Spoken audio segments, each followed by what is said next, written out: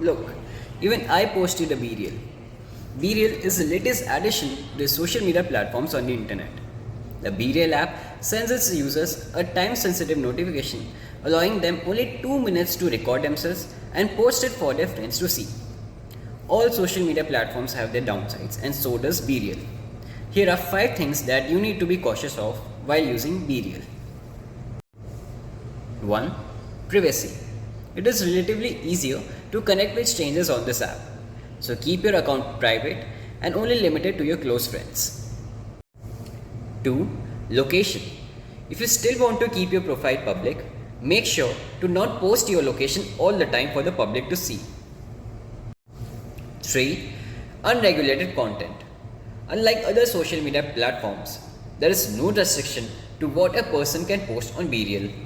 So, if you come across an account that posts not safe for work content, make sure to report them. 4. Digital footprint. What goes on the internet once always stays there. So make sure to leave behind a positive footprint of yourself. 5. Addiction.